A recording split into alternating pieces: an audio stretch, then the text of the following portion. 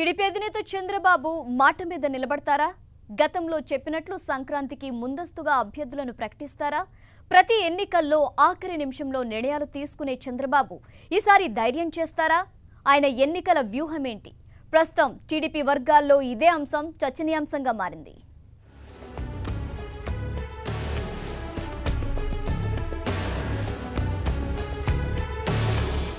Panchayat, parliament ఎన్నికలేవైనా TDP అధ్యక్షుడు AP CM Chandrababu వాటిని ప్రతిష్టాత్మకంగా తీసుకుంటారు.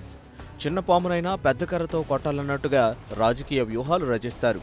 ప్రస్తుతం చంద్రబాబుకు 2 అవకాశాలు సవాలుగా మారాయి. ఒకటి కేంద్రంలో ప్రభుత్వాన్ని మార్చడం, 2 రాష్ట్రంలో తిరిగి అధికారంలోకి రావడం. తన ముందున్న ఈ సవాళ్లను ధైర్యంగా ఎదుర్కొనేందుకు చంద్రబాబు తీవ్ర కసరత్తు చేస్తున్నట్లు టీడీపీ వర్గాల్లో చర్చ నడుస్తోంది.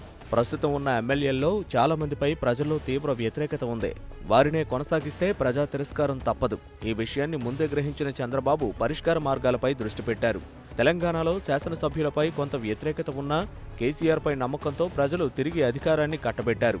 అయితే ఏపీలో పరిస్థితులు అందుకు భిన్నంగా ఉన్నాయి. దీంతో చంద్రబాబు అభ్యర్థుల ఎంపికపై ప్రధానంగా దృష్టి పెట్టినట్లు తెలుస్తోంది. తన సహజ శైలికి భిన్నంగా 2019 ఎన్నికల్లో ముందస్తుగా అభ్యర్థులను ప్రకటించే అవకాశం ఉంది.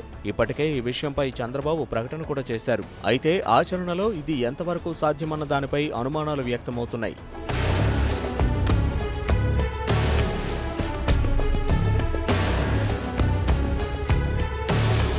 ఎన్నికల నేపథ్యంలో ఎమ్మెల్యేల పనితీరుపై చంద్రబాబు సర్వే చేయించారు. ప్రజల్లో తీవ్ర వ్యతిరేకత ఉందని, పనితీరు మెరుగుపరుచుకోకుంటే ఫైర్ తప్పదని కొందరు ఎమ్మెల్యేలను హెచ్చరించారు. జిల్లాల వారీగా ఎమ్మెల్యేల జాతకమంతా నా వద్ద ఉందంటూ ఆయన బహిరంగంగానే ప్రకటించారు.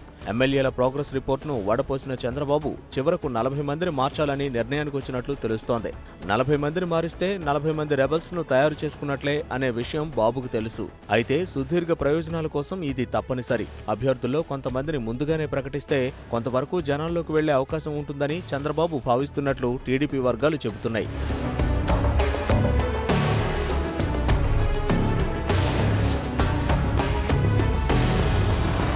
ఎమ్మెల్యేలపై ఉన్న వ్యతిరేకత, సామాజిక నేపథ్యం, ఆర్థిక పరిస్థితి ఇవన్నీ దృష్టిలో పెట్టుకుని ఈసారి చంద్రబాబు టికెట్లు ఇవ్వనున్నారు.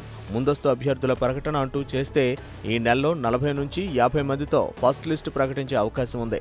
మరోవైపు జనసేనతో పొత్తు విషయంలో చంద్రబాబు ఆచితూచి మాట్లాడారు. ఒకవేళ ఎన్నికలకు ముందే పొత్తుంటే కనుక వారికి కూడా కొన్ని సీట్లు ఇవ్వాల్సి ఉంటుంది. ప్రస్తుతం అటు చంద్రబాబు, ఇటు పవన్ కళ్యాణ్ పొత్తుపై క్లారిటీ ఇవ్వకున్నా ఇద్దరు నేతలు కొట్టిపారేయకపోవడం భవిష్యత్ రాజకీయాలపై ఆసక్తి రేపుతోంది. రాబోయే రోజుల్లో పరిణామాలు ఎలా మారతాయో అనే అభిప్రాయాలు వ్యక్తమవుతున్నాయి. మొత్తానికి ఈసారి ఎన్నికలు టీడీపీకి అగ్నిపరీక్షనే చెప్పాలి. అభ్యర్థుల ఎంపిక వ్యవహారం చంద్రబాబుకు సవాలుగా మారనుంది. టికెట్ల విషయంలో గతానికి భిన్నంగా చంద్రబాబు నిర్ణయం తీసుకుంటారా, రొటీన్గా వెళ్తారా అన్నది చూడాలి.